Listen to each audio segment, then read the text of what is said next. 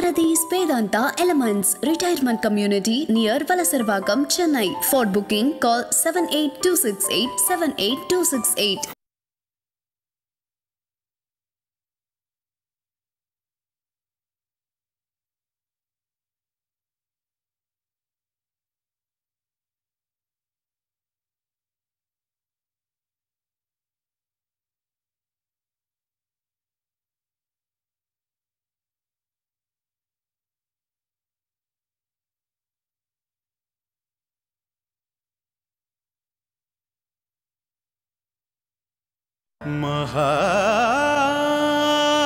महापेरियवा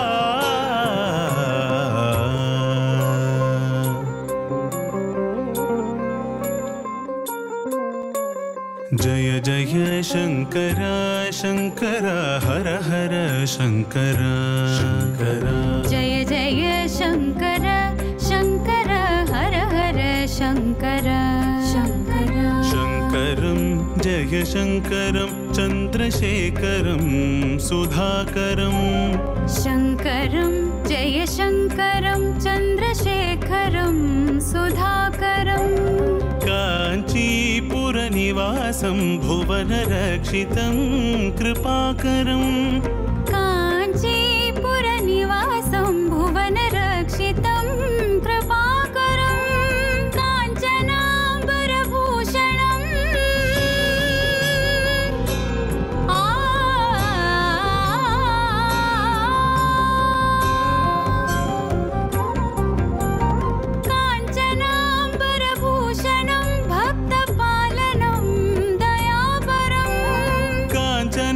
काञ्चनाम्बरभूषणं भक्तपालनं दयापरं वन्दनं कोटिवन्दनं कामकोटिज्ञानभास्करम् वन्दनं कोटिवन्दनं कामकोटिज्ञानभास्करम्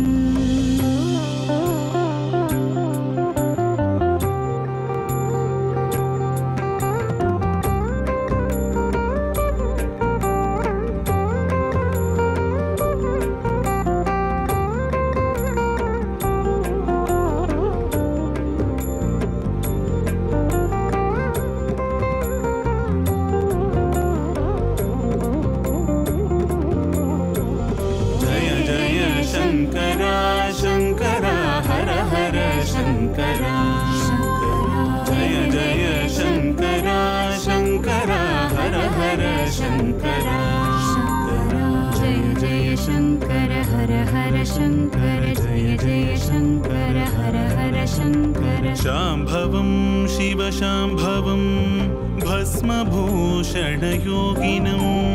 शांभवं शिव शांभवं भस्मभूषणयोगिनं ज्ञानी जनसेवितं वेद वेदान्त परिपालनम्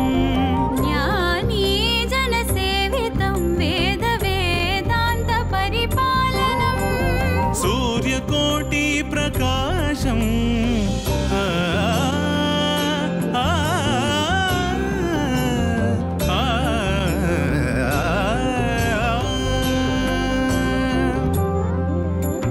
सूर्यकोटि प्रकाशं शंकरेन्द्र प्रभाकरम् सूर्यकोटि प्रकाशं शंकरेन्द्र प्रभाकरं वन्दनं कोटिवन्दनं कामकोटिज्ञानभास्करम् वन्दनं कोटिवन्दनं कामकोटिज्ञानभास्करम् जय जय शंकर शंकर हर हर शंकर जय जय शंकर शंकर हर हर शंकर शंकर शंकर चंद्रशेखर आदि शंकर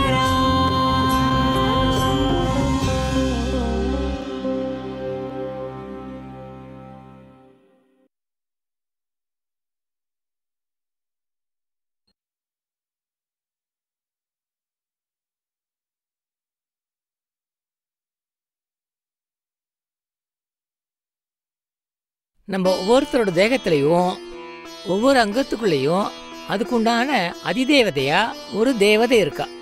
உதாரணத்துக்கு கண்ணில் சூரியன், கையில் இந்திரன் அப்படின்னு நமக்குள்ள தேவசக்திகள் அடங்கியிருக்கு. விவாகங்கிற சம்ஸ்கார வார்த்தைக்கு பலவிதமான உத்தேசங்கள் உண்டு.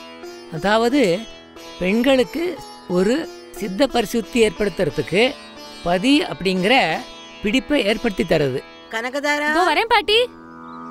நம்ம சுவாமிநாதன் பூஜாரியில் உட்காந்து வேதம் சொல்லிட்டு இருக்கும்போது என் மனசில் அந்த பையனோட முகம்தான் நன்னா தெரிஞ்சுது.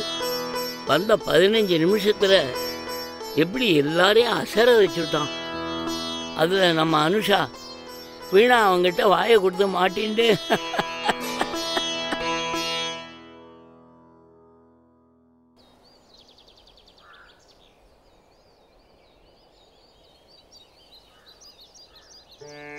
அவன் சொன்னது எவ்வளோ உண்மை தெரியுமா?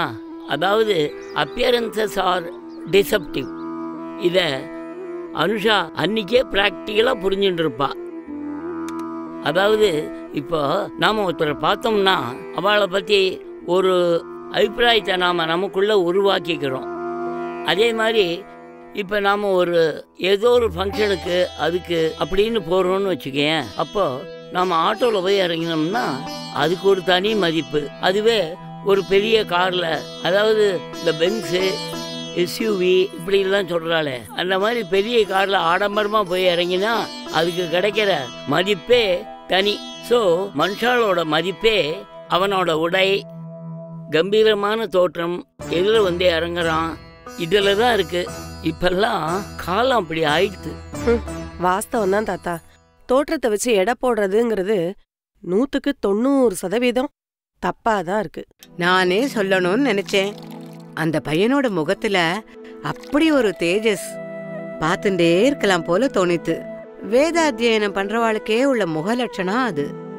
காமாட்சி, ஒரு சின்ன அபிப்பிராயம் என் மனசுல தோணித்து. நம்ம கனகதாராவுக்கே அந்த பையனை பார்த்தா என்ன? பார்வதி, நீ பாட்டுக்கு கற்பனையை கண்ணா பின்னான்னு வளர்த்துட்டு போகாத. அவசரப்பட்டு நீயா ஏதாவது கிளப்பி விடாத. எப்பப்ப எது எப்படிலாம் நடக்கணுமோ அப்படித்தான் நடக்கும்.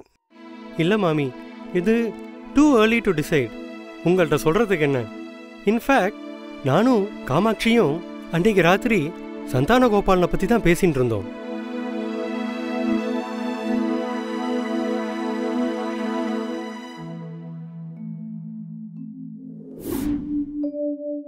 अभिवादये आंगीरस आंबरीश युवनाश्व त्रयारुषय प्रवरान्वितः हरितगोत्र आश्वसूद ऋग्वेद अध्यायी संतान गोपाल शर्मा नाम अहमस्मि भोः. दीर्घायुष्मान भव. அப்படி உட்காருப்பா. தெய்வத்தின் குரல் 7 வால்யூமையும் சான்ஸ்கிரிட்ல டிரான்ஸ்லேட் பண்ண போறானா?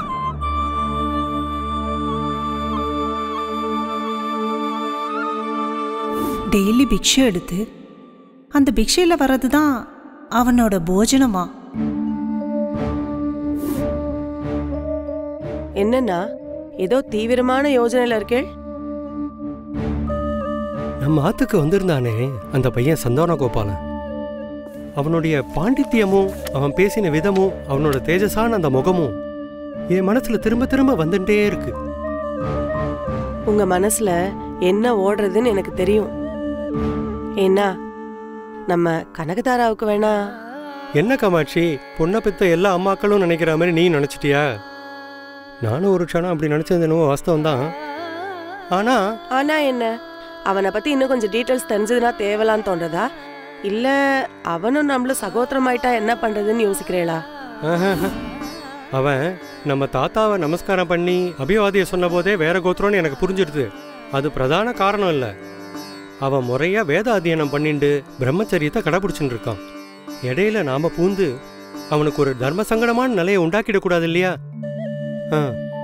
லொடுக்குன்னு நீ போய் ஸ்ரீமதி கிட்ட இதை பத்தி எதுவும் கேட்டு வச்சுடாத. நான் அப்படிலாம் எதுவும் அவசரப்பட்டு பேசிட மாட்டேன். நீங்க கவலையே படாதீங்க. என் மனசுல ஏற்பட்ட எண்ணத்தை, அபிப்பிராயத்தை உங்ககிட்ட சொன்னேன், பகிர்ந்துட்டேன், அவ்வளவுதான். கல்யாணம்ன்றது 1000 காலத்து பயிர்னு பெரியவா சொல்லுவா இல்லையா? இதுல போய் எடுத்தேன் கவுத்தன் முடிவு பண்ண முடியாது. வாஸ்தவம் தான். எதுக்கும் சொல்லி வைக்கிறேன். இது சம்பந்தமா உங்க அம்மா கிட்டேயோ கனகதாரா கிட்டேயோ பிரஸ்தாபிக்க வேண்டாம். நாம ஏற்கனவே தீர்மானம் பண்ணபடி ஒரு வைதீகம் பண்ணி வைக்கிறவருக்கு தான் கனகதாராவை விவாகம் பண்ணி கொடுக்கணுங்கிறதுல எந்த ஒரு மாற்று கருத்தும் இல்லை. அப்படி நம்ம பண்ணினோம்னா உங்க அம்மா அப்பா தாத்தா எல்லாரும் சந்தோஷப்படுவா இல்லையா? எதுவா இருந்தாலும் மகாபிரியவா பார்த்துப்பா. ஸ்ரீமதி சொன்ன மாதிரி இந்த காலத்துல இந்த மாதிரி குழந்தைகளை பார்க்கறதே ரொம்ப அபூர்வம். அதுவும் சாஸ்திரத்துல சொன்ன மாதிரி பிரம்மச்சாரிங்கிறவன் அன்னன்னைக்கு பிட்சை எடுத்து தான் ஆகாரம் பண்ணணுங்கிறத எந்தவித சங்கோஜமும் இல்லாம அந்த பையன் கடைப்பிடிக்கிறாங்கிறத என்னன்னு சொல்றது, எப்படி பாராட்டுறதுன்னே தெரியல. It is beyond my imagination. Shrimati அந்த பையனை பத்தி சொன்னதும் இந்த காலத்துல இப்படி ஒரு பையனா அப்படின்னு நான் ரொம்ப ஆச்சரியப்பட்டு போயிட்டேன். கனடால வளர்ந்த பையனுக்கு நம்ம ஆச்சாரத்து மேல அப்படி ஒரு அதீத நம்பிக்கையும் பிடிப்பும் இருக்குன்னா அது ரொம்ப பெருமையாவும் சந்தோஷமாவும் இருக்கு. அதுவும் அவன் ரூம் முழுக்க மகாபெரிவாளோட படத்தை வச்சுட்டு இருக்கான்னா அது இன்னமும் ரொம்ப ஆச்சரியமா இருக்கு. அதனாலயோ என்னமோ மறுபடியும் அந்த பையனை பார்க்கணும் போல இருக்கு. ஸ்ரீமதிட்ட சொல்லி அந்த பையனை இன்னொரு தடவை நான் மாத்துக்கு அழிச்சுன்னு வர சொல்லேன். அம்மா, அந்த மாதிரியான எண்ணம் எனக்கும் இருந்ததால 2 நாளைக்கு முன்னாடி ஸ்ரீமதி கிட்ட பேசினேன். சந்தான கோபாலனை இன்னொரு தடவை கூட்டின்னு வாங்கன்னு. அதுக்கு ஸ்ரீமதி முதல் தடவை அவனை கூட்டின்னு வரதே பிரம்ம பிரயத்தனமா இருந்தது. இங்க வரத்துக்கு அவன் ரொம்ப தயங்கினான். தாத்தாவை பத்தியும் உங்களெல்லாம் பத்தியும் சொல்லி கன்வின்ஸ் பண்ணி தான் இங்க கூட்டின்னு வந்தேன். அதனால மறுபடியும் அவன் வரத்துக்கு சம்மதிப்பானா இல்லையான்னு எனக்கு தெரியாது. ட்ரை பண்ணி பார்க்குறேன், பட் டவுட்ஃபுல் தான் அப்படின்னு சொன்னான். காமாட்சி, அவன் வராட்டா என்ன? அவன் ஜாய்க்கே போய் நான் அவனை ஒரு நட பார்த்துட்டு வரேன். எப்பேற்பட்ட பையன் அவன். ஒரு நட அவனை போய் பார்த்துட்டு வந்தா தேவையில்லைன்னு எனக்கும் தோன்றுறது. அது மட்டும் இல்லை, இந்த வைதிக தர்மங்கிறது வெறும் பிரச்சாரத்தினாலேயோ உபன்யாசத்தினாலேயோ பேசுறதுனாலேயோ ரொம்ப நாளைக்கு தங்காது. அது சுய அனுஷ்டானம் பண்ணா மட்டும்தான் காப்பாற்ற முடியும். அதை காப்பாற்றுற நோக்கத்தோட தான் சந்தான கோபால வாழ்ந்துருக்கான்னு எனக்கு தோன்றது. இன்னும் ஒரு முக்கியமான விஷயம், அதை சொல்றதுக்கு இன்னைக்கு கொஞ்சம் வருத்தமாக தான் இருக்கு. வேதம் தழைச்சு வளரணும்னா வேதத்தை சின்ன வயசுலேருந்தே அத்தியாயனம் பண்ணணும். அதுக்குன்னு பள்ளிக்கூடங்கள் இல்லை, தர்ம பாடசாலைகள் தான் இருக்கு. அங்கே வந்து படிக்கிற குழந்தைகள் வேதத்தை இஷ்டப்பட்டு கற்றுக்கிறான்னு சொல்ல முடியாது. குடும்ப கஷ்டத்தை குறைக்கிறதுக்காக சாமானிய குடும்பத்தை சேர்ந்தவா தங்களோட குழந்தைகளை பாடசாலையில் சேர்த்து விடுறா. ரொம்ப கரெக்டு. உதாரணத்துக்கு எடுத்துட்டோம்னா ஸ்ரீ காஞ்சி மகாசுவாமி வித்யா மந்திர்னு ராஜகீழ்பாக்கத்துல இருக்க. அங்க வேதம் படிக்கிற குழந்தைகளோட குடும்பம் 100% சாதாரண குடும்பத்தை சேர்ந்தவா. அங்க ரெகுலரா படிக்கிற குழந்தைகளுக்கு ஃப்ரீயா சிபிஎஸ்இ ஸ்கூல் எஜுகேஷனும் கொடுக்குறா. தங்கி படிக்கிற மாதிரியான இடவசதியும் வேதம் படிக்கிற குழந்தைகளுக்கு கிடைக்கிறது. இது எல்லாத்துக்குமே அவளுக்கு நிறைய நிதி வசதி தேவைப்படுறது. ஆக வேதம் படிக்கிறதுக்கு ஆர்வம் மட்டும் காரணம் இல்லை, இந்த காலத்துக்கு ஏற்ற மாதிரியான எஜுகேஷன் சிஸ்டமும் சேர்த்து கொடுத்தா தான் வேதம் படிக்க வருவாங்கிற நிலைமை உருவாயிடுது. இது எல்லாத்துக்கும் மேல எல்லாமே ஃபீ இல்லாம ஃப்ரீயா கிடைக்கிறது. அதனால தான் அந்த குழந்தைகள் அங்க படிக்கிறா. இதே நிலைமை தான் எல்லா பாடசாலைகளிலும். Everything has to be provided free of cost. நீ ரொம்ப சரியா சொன்ன. இந்த சந்தான கோபாலன் மாதிரி தான் மற்ற குழந்தைகளும் வரணும்னு பெரியவா ரொம்ப ஆசைப்பட்டா. அதை வலியுறுத்தி ஹைலைட் பண்ணி பல தடவை சொல்லியிருக்கார். ஏன் உபன்யாசங்களே பண்ணியிருக்கா. இந்த வேதம் படிக்கிற ஆர்வத்தை வளர்க்கணும்னா அதுக்காக கடைப்பிடிக்க வேண்டிய பல முக்கியமான விஷயங்களை பெரியவா எடுத்து சொல்லியிருக்கா. இந்த மாதிரியான உபதேசத்தை நான் கூட அவர் பக்கத்தில் இருந்து ஒரு தடவை கேட்டிருக்கேன். அப்போது எனக்கு என்ன வயசு 8-9 இருக்கும்.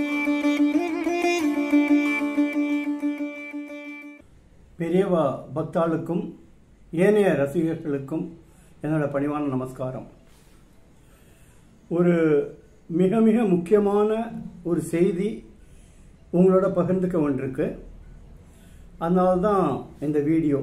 ஏன்னா ஒரு கட்டத்தில் நான் என்ன நினைச்சேன்னா, தேவையில்லாமல் நான் வந்து பேசிட்டு இருக்கக்கூடாது அப்படின்னு நினச்சேன். ஏன்னா சீரியஸ் போகும்போது நெருப்பில் நம்ம வர்றது சரி கிடையாது. ஆனால் சில சந்தர்ப்பங்கள் அந்த மாதிரி ஏற்பட்டு போச்சு. நான் பேச வேண்டிய ஒரு சூழ்நிலை ஏற்பட்டது. அதே மாதிரி ஒரு சூழ்நிலை தான் இதுவும். என்னன்னா, அதாவது ஒரு விஷயம் ஆஃப்கோர்ஸ் மகிழ்ச்சிகரமான விஷயம் என்னன்னா, இதோட வியூவர்ஷிப். அதாவது யூடியூபும் சரி, சங்கரா டிவிலையும் சரி, என்னால் எக்ஸாக்ட் நம்பர் சொல்ல முடியல. ஆனால் யூடியூப்ல ஆஃப்கோர்ஸ் நம்பர்ஸ் இருக்கு. பட் சங்கரா டிவியை பொறுத்த வரைக்கும் நம்பர்ஸ் இல்லை, ஆனால் லட்சக்கணக்கான பேர் பார்க்குறாங்கிறது மட்டும் தெரியறது. எப்படின்னா, எனக்கு வர ஃபீட்பேக், அது வாட்ஸ்அப்பில் அவ்வளவு மெசேஜஸ் எனக்கு வந்துட்டு இருக்கு. இதில் சமீபத்தில் பார்க்க ஆரம்பிக்கிறவான்னு நினைக்கிறேன். அவள்லாம் என்கிட்ட யூடியூப்ல கூட வந்திருக்கு. அதாவது, சார் நீங்கள் வெறும் இதை மாத்திரம் சொல்லாம பெரியவா கூட இருந்தவளோட அனுபவங்கள், அந்த மிராக்கிள்ஸ், அதெல்லாம் ஏன் சார் சொல்ல மாட்டேங்கிறீர்கள்? எத்தனையோ பேர் எத்தனையோ அனுபவங்களை ஷேர் பண்ணிட்டு இருக்கா, அதெல்லாம் இதில் கொண்டு வரணும் சார் நீங்க அப்படின்னு நிறைய பேர் என்கிட்ட சொல்லிட்டு இருக்கா. இதுல இந்த தருணத்தில் நான் ஒரு விளக்கம் சொல்ல கடமைப்பட்டிருக்கேன். அதாவது வெரி ஃபர்ஸ்ட் எபிசோட் நீங்க பார்த்தீங்கன்னா தெரியும், நான் அதுல என்ன சொல்லியிருந்தேன் அப்படின்னா, தனிப்பட்ட அனுபவங்கள் இதில் இடம் பெறாது. காரணம் என்னன்னா, இந்த சீரீஸோட நோக்கமே மகா பெரியவாளோட உபதேசங்கள் எல்லாருக்கும் போய் சேரணும் அப்படிங்கறதான். போய் சேரணுங்கிறது மட்டும் இல்லை, தனிப்பட்ட முறையில் என்னோட ஆசை என்னன்னா, அதை நம்ம கடைபிடிக்கணும். இப்போ உதாரணத்துக்கு பார்த்தீங்கன்னா, அப்கோர்ஸ் நிறைய பேர் என்கிட்ட இன்டராக்ட் பண்றா. And the first thing that they tell me is, sir நாங்க மகா பெரியவாளோட அத்தியந்த டிவோட்டிஸ் சார், அவ்வளவு பெரிய பக்தா சார் நாங்க. அதாவது அவர்கிட்ட உத்தரவு வாங்காம அவர்கிட்ட நாங்க பேசுறோம், அவர்கிட்ட இன்டராக்ட்லாம் பண்றோம். அண்ட் அவர்கிட்ட தெரிவிக்காம, அவர்கிட்ட கேட்காம, அவர்கிட்ட சொல்லாம நாங்க எதுவுமே பண்றது இல்ல. ரொம்ப சந்தோஷமான விஷயம் அது. இது உலகம் முழுக்க நடந்துட்டு இருக்குங்கிறதும் எனக்கு இப்ப தெரிய வந்தது, இந்த சீரீஸ் பண்ணும்போது தெரிய வந்தது. நாட் ஓன்லி தட், எல்லாருக்குமே தெரியும் அனுஷ பூஜை அப்படிங்கிறது மாசம் மாசம் உலகம் முழுக்க நடக்கிறது. பெரியவா டிவோட்டீஸ் அவெல்லாம் பண்றா. சரி, இப்ப எனக்கு இதுல ஒரே ஒரு விஷயம் உங்களோட பகிர்ந்துக்கணும்னு தோணித்து. அதாவது ஆஸ் ஐ டோல்ட் யூ, இதோட நோக்கமே பெரியவாளோட உபதேசம் எல்லாரையும் போய் சேரணும் அப்படின்னு. இப்ப அவர் சொன்னதுல இருந்து ஒரு ரொம்ப ரொம்ப பிரதானமான சிம்பிளான 5 விஷயம் எடுத்துப்போம். இது நான் எபிசோட்லயும் கொண்டு வந்திருக்கேன். முதல்து பிடி அரிசி திட்டம். இப்ப நம்ம டிவோட்டி அப்படின்னு சொன்னோம்னா, யாரு டிவோட்டி? பெரியவா என்ன சொல்றாளோ அதை கடைபிடிக்கணும் நம்ம. அப்பதான் நம்ம ஓரளவுக்கு டிவோட்டின்னு சொல்லிக்கலாம். இப்ப என்னோட இன்ட்ராக்ஷன் சொல்றேன். பிடி அரிசியை பத்தி நான் நிறைய பேர்கிட்ட பேசும்போது, ஆமா சார் அதை ஆரம்பிக்கணும் சார், எங்களுக்கும் அந்த பண்ணணும்னு ஆசை தான். ஆனா அதை யாரு எப்படி கலெக்ட் பண்ணிட்டு போவா எங்களுக்கு எதுவுமே தெரிய மாட்டேங்கிறது அப்படி. நான் இது பொதுப்படையா சொல்றேன், இதனால ஒத்துமையா பண்றது இல்லைன்னா நான் சொல்லல, நிறைய பேர் பண்ணிட்டு இருக்கா. பட் டிவோட்டிஸ் சொல்லிக்கிறவா எல்லாருமே பண்றாளா? This is question number 1. இது ஆக்சுவலா பெரியவா சொன்னதை நான் ஒரு எபிசோட்ல கொண்டு வந்து அந்த ஒரு கிளிப்பை இப்ப நீங்க பாருங்க. ஏழைக்காக ஒரு கைப்பிடி அரிசியை தனியா ஒரு பாத்திரத்தில் போடும் வழக்கத்தை எல்லாரும் ஏற்படுத்திக்கணும். இப்படி பல குடும்பங்களில் தினமும் போட்டு வைக்கிறத ஒவ்வொரு பேட்டையிலையும் சேகரித்து சமைச்சு அங்குள்ள ஆலயங்களில் சுவாமிக்கு நைவேத்தியம் பண்ணிட்டு பசியோடு வர ஏழை எளியவாளுக்கு அன்னதானம் பண்ணி அவள் பசி வேதனையை போக்கணும். அரிசியோடு சேர்த்து ஒரு பைசாவும் போட்டுன்னு வந்தா அது விறகு காய்கறி வாங்க ஹேத்துவாக இருக்கும். வெறும் அன்னத்தை சாப்பிட முடியுமோ? அதான் கூடவே ஒரு காசும் சேர்த்து போட்டா சௌகரியமா இருக்கும். இந்த பிடி அரிசி திட்டம்ங்கிறது ரொம்ப ரொம்ப சர்வ சாதாரணமான விஷயம். ஒரு நாளைக்கு ஒரு கைப்பிடி அரிசி எடுத்து போடணும். சில பேர் சார் மாசத்துக்கு சேர்ந்து நாங்க கொடுத்துறோம். That is not the idea. என்னை யாரும் தப்பா எடுத்துக்க வேண்டாம். ஏன்னா இது ரொம்ப நாளா என் மனசுல இருந்தது, அதை நான் பகிர்ந்துக்கிறேன். ரெண்டாவது, காஃபி குடிக்கிறத தவிர்க்கலாம் அப்படின்னு பெரியவா சொல்லியிருக்கா. அதுவும் ஒரு எபிசோட்ல வந்தது. துர்பாகியவசமா என்ன நடக்கிறது? ஆரோக்கிய கேடான காப்பிக்கு தான் இந்த பாலோட பெரும் பகுதி போறது. சரிதானே? உடம்பு மனசு ரெண்டையும் கெடுக்கிற விஷமான கஃபைன் சேர்ந்த டிகாக்ஷனோட அமிர்தமான பாலையும் சேர்த்து வீணடிக்கிறோம். இதுலயும் என்ன ஆகுதுன்னா, நான் இன்டராக்ட் பண்ண உடனே சார் அதை மட்டும் எங்களால விட முடியல சார், நாங்க பெரியவாளோட ரொம்ப ரொம்ப டிவோட்டிஸ் தான், ஆனா இந்த காஃபியை மட்டும் இத்தனை வருஷமா பழகிட்டோமா விட முடியல. ஸோ அவரோட உபதேசங்களை நம்ம ஃபாலோ பண்ணுங்கிறது தான் ஐடியாவே. சரி, காஃபியை விட முடியல. அடுத்தது பட்டு உடுத்திக்கிறத பத்தி பெரியவா சொன்னது, அதோட கிளிப்பை பாருங்க. அது என்னது? பத்திரிக்கை பழத்துக்கு நடுவில் ஏதோ வச்சு எடுத்துன்னு வந்திருக்க? இல்லை, கல்யாணத்துக்காக பொண்ணுக்கு வேண்டிய கூரை புடவை, பையனுக்கு வேண்டிய பட்டு வெஷ்டி எல்லாம் கொண்டு வந்திருக்கேன் பெரியவா. அனுகிரகிக்கணும் பெரியவா. பட்டா பட்டு வஸ்திரம் உண்டு பண்ணோன்னா நூற்றுக்கணக்கான ஏன் ஆயிரக்கணக்கான பட்டுப்பூச்சிகளை கொல்ல வேண்டியிருக்கு. அதனால அஹிம்சா பரமோ தர்மஹா அப்படிங்கிற பெரிய ஆச்சாரத்துக்கு பங்கம் உண்டாயின்னு இருக்கு. இதை உத்தேசிச்சு தான் பட்டு உபயோகப்படுத்த வேண்டான்னு நான் சதா சொல்லிகிட்டே இருக்கேன். இதுவும் என்ன ஆகுதுன்னா, சார் எங்களுக்கு புரியுறது சார், அவர் சொல்றது வாஸ்தவம் தான் சார், ஆனா ஒரு சில கட்டாயம் அது எங்களால சில சந்தர்ப்பங்கள்ல கட்டிக்காம இருக்க முடியல சார். உங்கள்கிட்ட ஒரே ஒரு சின்ன விண்ணப்பம் சார், யாரும் தப்பா நினைச்சுக்காதீங்க. அதாவது அதீத அபிமானம் உள்ளவா அப்படின்னு நம்ம சொல்லிக்கலாம். Who is a devotee? A devotee is a person who follows his guru, follows the instructions of his guru. இதுக்கு அடுத்ததா வர்றது வந்து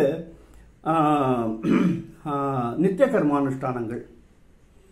அதாவது அவர் வந்து பெருசா ஒன்றும் சொல்லிடல. திரிகால சந்தியாவந்தனத்துக்கு கூட அவர் வந்து ஒரு உபாயம் சொல்லியிருக்கார்.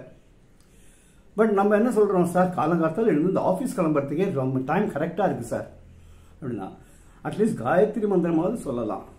இன்னொன்று நான் சொல்றேன், ஒரு எபிசோட்னு வச்சுக்கோங்களேன், ஒரு சீரீஸ் பிஞ்ச் வாட்சிங்னு சொல்லுவா. வெளிநாட்டில் இருக்கிறவளுக்கெல்லாம் தெரியும், இப்போ இங்கே இருக்கிறவளுக்கும் தெரியும். அதாவது மணிக்கணக்காக சேர்ந்து ஒரு சீரீஸை நம்மளால பார்க்க முடியறது.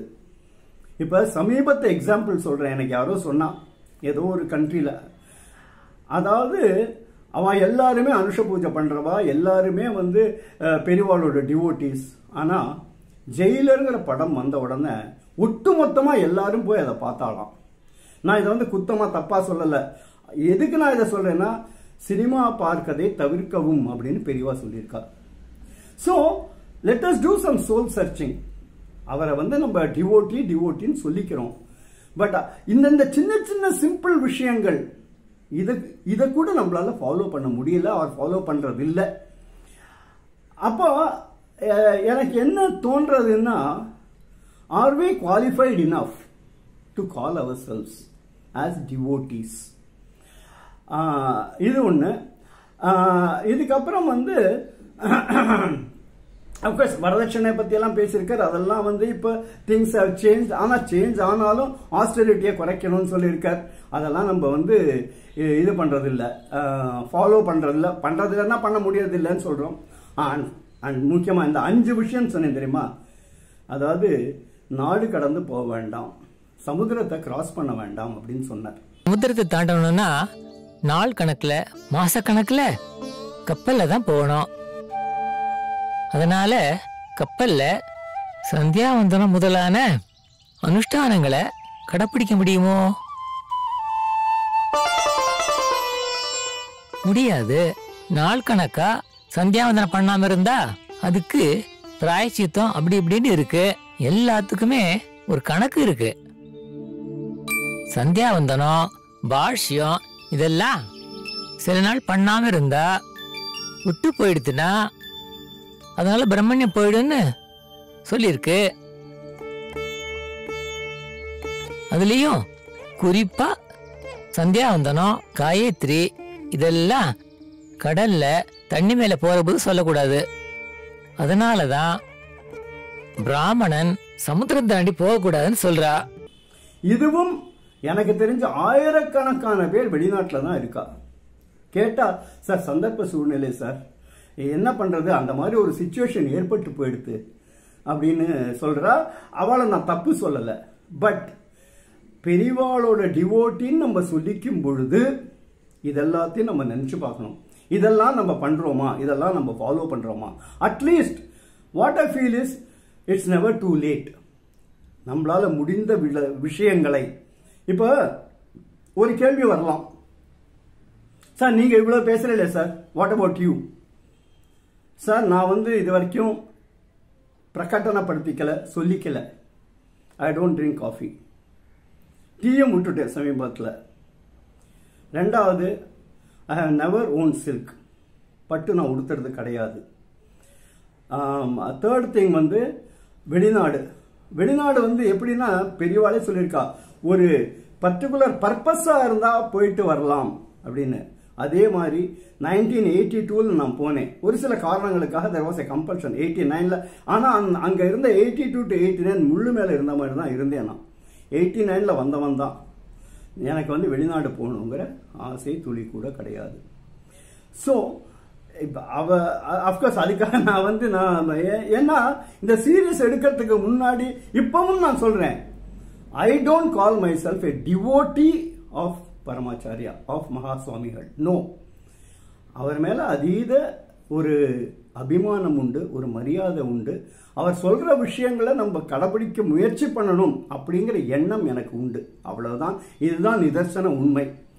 இது எதனால இந்த டாபிக் இப்ப வந்ததுன்னா, நான் சொன்னேன் இல்லையா, நிறைய பேர் சார் அவரோட அந்த அதிசயங்கள், அற்புதங்கள், miracles, sir that is not the purpose of this series at all. And that is an individual experience. What we should try to imbibe or what we should try to learn is, அவர் சொன்ன உபதேசங்களை நம்ம கடைபிடிக்கணும் sir. அதுதான் sir முக்கியம். அதுக்காக தான் இந்த series. And what I have decided, somebody had suggested to me, sir நீங்க ஒன்று பண்ணுங்களேன், ஒவ்வொரு எபிசோடு, ஏன்னா எந்த எபிசோடு யார் எப்போ பார்ப்பான்னு தெரியாது. ஸோ வாட் ஐ ஹவ் டிசைடட்னா, ஒவ்வொரு எபிசோட எண்ட்லையும் இந்த பிரதானமான 5 விஷயங்களை நான் லிஸ்ட் அவுட் பண்ண போறேன். ஏன்னா இப்ப எப்படி சாமி கோவிலுக்கு அடிக்கடி போயிட்டே இருந்ததுன்னா அந்த அந்த எண்ணம், அந்த தியானம் நமக்கு வருமோ, அது மாதிரி ஒவ்வொரு எபிசோடோட எண்ட்லையும் இது வந்துட்டே இருந்ததுன்னா, கரெக்டுப்பா, நம்ம அட்லீஸ்ட் பிடியரிசியாவது ஆரம்பிச்சிடுவோம், சரி அட்லீஸ்ட் பட்டு உடுத்தி அது காஃபியாவது விட்டு, இந்த மாதிரி ஒரு சின்ன இம்பேக்ட் ஏற்படுத்திட்டுன்னா அது என்ன சொல்றதுன்னா மகா பெரியவாளுக்கு செலுத்துற நம்ம மரியாதையா எனக்கு இருக்குன்னு தோன்றது. எனிவே நான் இவ்வளவு தூரம் பேசுறது அதிக பிரசங்கித்தனமா யாரும் தயவு செஞ்சு எடுத்துக்க வேண்டாம். என் மனசுல இருந்த எண்ணங்களை உங்களோட பகிர்ந்துட்டு இருக்கேன். ஸோ இப்போ 60 எபிசோட்ஸ், 59, 60 அப்படி கண்டினியூ ஆகும். அது எந்த அளவுக்கு அந்த எபிசோட்ஸ் போறதுங்கிறது எனக்கு தெரியாது. அது போற வரைக்கும் மகா பெரியவாளோட அனுகிரகமும் ஆசீர்வாதமும் எல்லாருக்கும் வேணும் அப்படின்னு பிரார்த்தனை பண்ணிக்கிறேன். நன்றி, நன்றி, நன்றி.